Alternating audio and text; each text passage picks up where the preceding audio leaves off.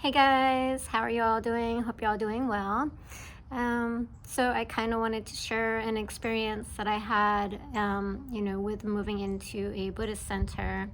I lived like 5 years in a Buddhist center, and it was definitely an experience. And I've had, as I've mentioned before, delve into, different, you know, um, I guess you want to call it religion, but so I was grown up in a family who was Protestant, and then I went to about a month to a Methodist church, and then I tried all different ones, and really none of them really resonated with me. So like when they were speaking about certain things, like I was like, that's not the truth. You know what I mean?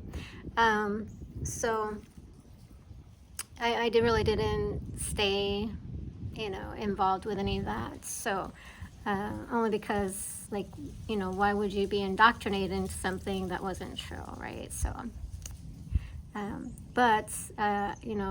never really thought about, living in a Buddhist center, but I was kind of guided to do it when I was shifting out of the counseling realm and getting ready because, of the whole shift that we were going to be going through. So it was kind of like a bridge for me in a sense. And I'll get to that, why I say it was kind of like a bridge. But, I got a lot out of being there. So when my guides had guided me to go there, I wasn't sure. So, I asked the universe and them to show me a sign, right? And it was really funny because this guy had come into the store that I was actually working at the time after leaving the counseling field. And it was a metaphysical shop. And he came in the metaphysical shop, and he is so loud, and he was just making himself known, right? And like he goes over and he says really out loud, he's like, "Do you have a Buddha statue?" And there was other people up at the front of the register, but he came to me, and he's like, "Yeah, I'm looking for, can you help me?" Right? So it's like, okay, why is he coming to me? But anyway, it was really an interesting experience. So it was like kind of a confirmation for me that, yes, that's the right direction to go in.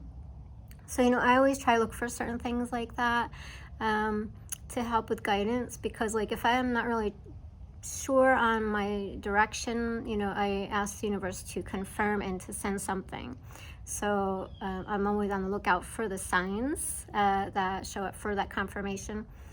But he came up to me, and then we had another person come in the store, and she was like, I was just at a Buddha retreat, and she went over and hit the gong that was hanging up on the wall. So there was a couple, people that came in that really confirmed, the moving into the Buddhist center. Now, when I had received, that was going to be my direction forward. And this is where I kind of say it's like a bridge, because 929 represents a bridge from one to the other, right? So I was actually transitioning out of one into the other. And then there's also the transition from what we went through, because I was living in the Buddhist center during the whole shutdown, right? So it was kind of like, helped out with that too. So it was kind of a bridge until we got past that. So it kind of really represented a lot, right? So the 929. But while I was there, I had a lot of interesting experiences. It gave me the space to really work on myself and do some healing, work on my meditation practice more. I got to samadhi, and I actually got to a place where my meditation, I was able to bring the breath to a stop, and I wasn't breathing anymore, and I was just in this space. And then, because you have slowed down so much, you can actually hear your body speaking, right? And so I have intuitive abilities and hearing and, sight and knowing. So it was easy for me to listen. It was just so silent and peaceful in that space, not even breathing, that I heard my body actually say, "You're not breathing." And then the breath started, right? So like there's this intelligence that your body actually, is functioning under, right? So everything is an intelligence. Your breath, your awareness, your eyes. Like you don't tell your eyes to open, right? You don't tell your heart to beat. You don't. These are things that we negate in life, that we really don't think of because we just do it, right? It's just happening. And there's this intelligence that does that, like it functions, right? The only thing we have to do is, be there present with it and, eat when it's time to eat. Are we really eating, or are we just eating off of,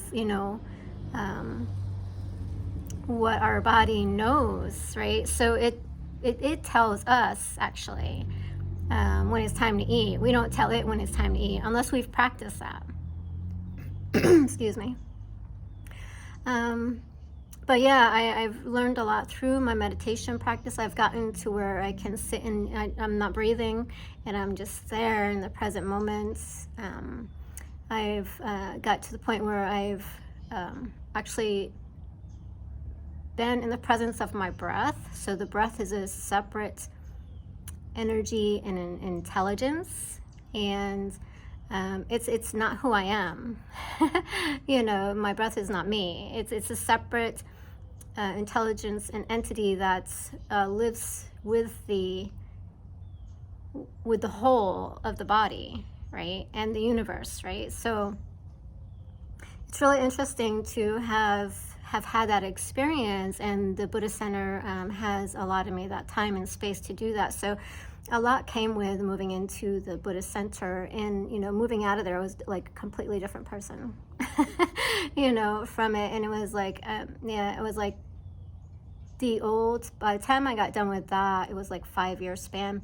It was like I was a whole different person, and a part of me was just gone, right? And there was a lot of healing that went on there, with not just like those kind of scenarios, but for me to be able to be mindful with things, how I respond and act to the world, and it's not really was through their teachings, but just being in that energy and space, the teachings absorbed into my space, right? Because we are an environment, right? And so whenever we're in an environment, we do pick up on stuff, even if we're not really intentionally picking up on it, right? It's just seeping in. So honestly, you don't even really need to do the studies because it's just there. But anyway, I understand people go there to learn, and so out of their suffering, a lot of people are brought to like religion, right?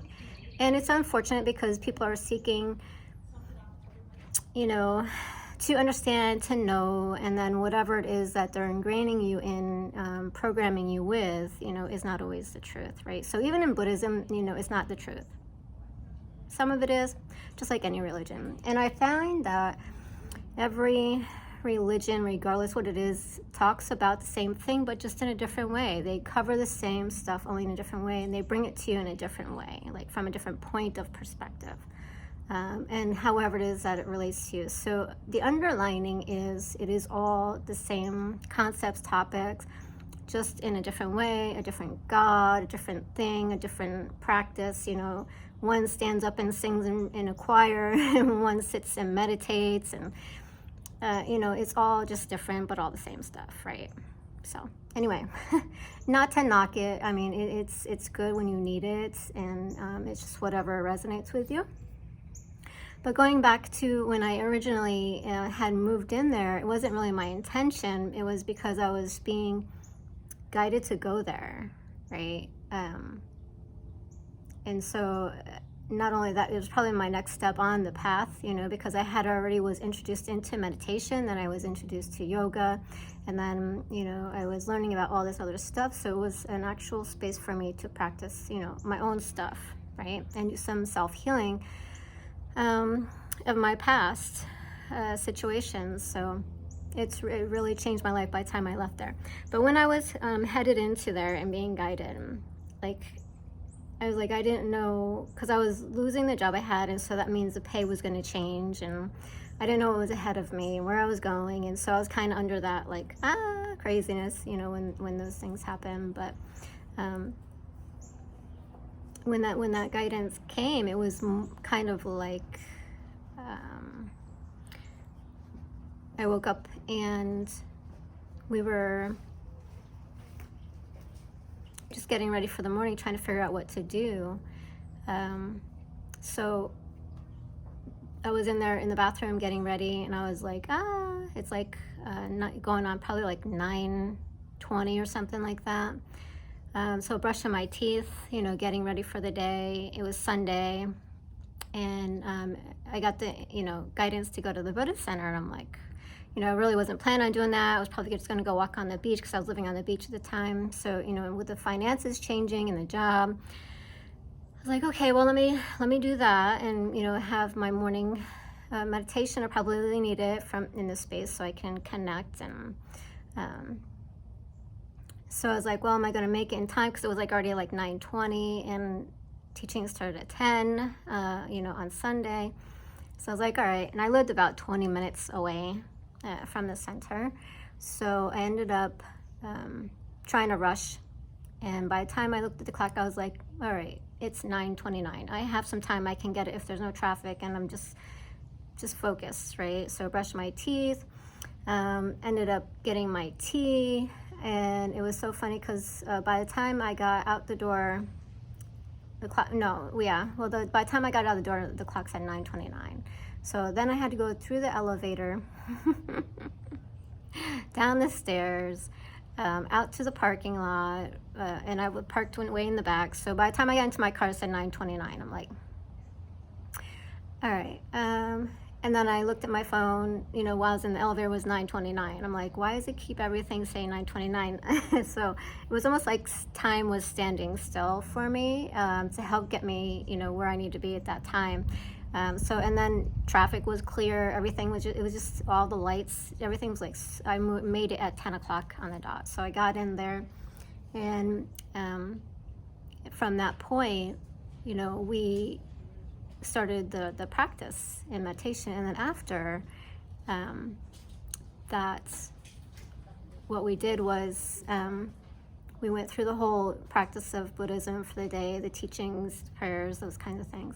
And then at the end, the lady, the admin there, stood up, and she's like, we do have a room for rent. And, you know, she was just going on, and I'm like, okay, well, that's my answer right there, right? So I was like, okay.